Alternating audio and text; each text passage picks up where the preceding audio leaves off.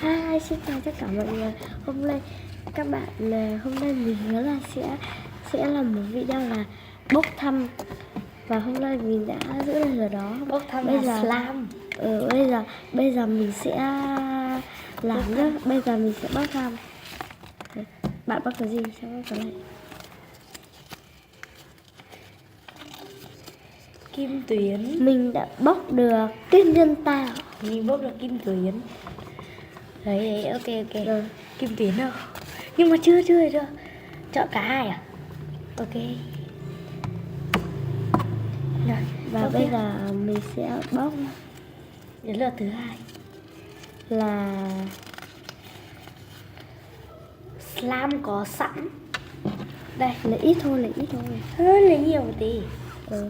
Nhưng mà nếu mà nước mắm ấy, thì mình thay là bỏ lượt. Mình đã bóc được bỏ lượt. Rồi, đây là tiếp.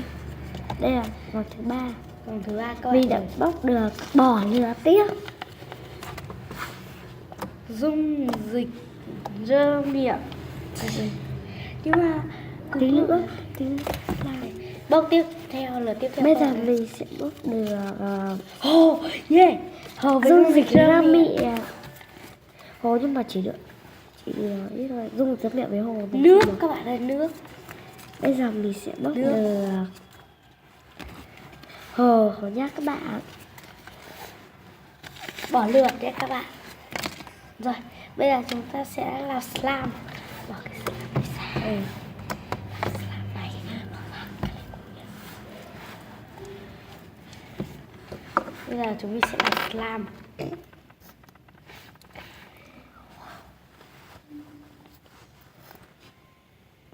Không có đồ khuấy à chả? Có màu không? Đây được khuấy đây. Tìm đồ khuấy đi. Mình khuấy bằng cái tay hoặc là chọn một màu là để Xong mình rồi khuấy khuấy luôn. luôn. Mình sẽ chọn màu vàng đi. Ôi bạn lấy nhiều thế. Đây. Chắc lấy kiểu gì? Chắc có bốc à? Mình sẽ lấy màu. Mình cũng lấy màu vàng các bạn ạ. Đây, màu vàng đấy. Mình sẽ lấy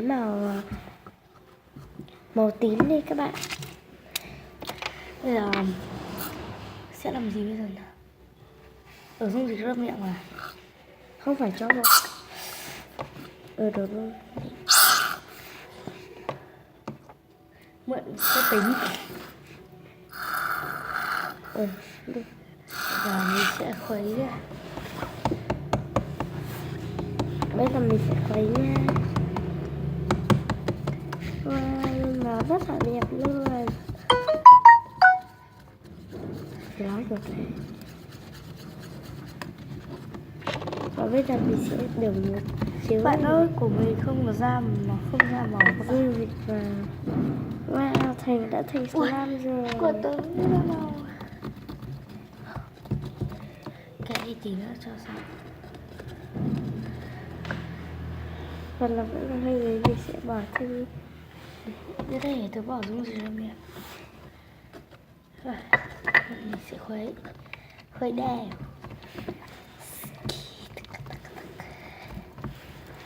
Ui, ê, dính quá. Bạn đổ hết đi. Wow, của mình đã thành công rồi. Của mình chưa được lắm các bạn. Cái này hơi trong.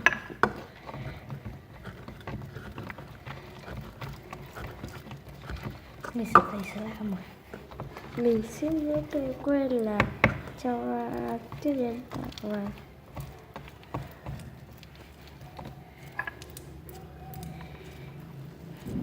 À, tay nước tính tuyết nhân tạo.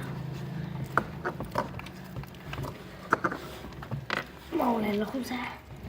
Kệ, tí nữa là sao? Mình sắp được rồi, cho lốt.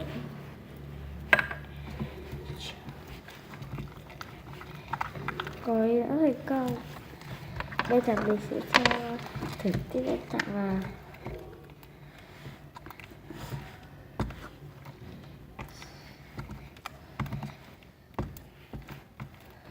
Wow, thành công. Cái này làm thế nào cha? Dính quá à? Cứ khuấy đi. Nếu mà dính lại cho lấy theo dung dịch ra miệng. Ôi, đã Nó không dính nữa rồi nha. Nó vết hết cả viền rồi. dính lắm. Đấy, Ai thêm bảo cho cho Huyền nhiều? dung dịch rửa miệng hay Ai không? bảo lấy nhiều. Đấy, Để mình xem. chưa được, để phải dừng video. Bây giờ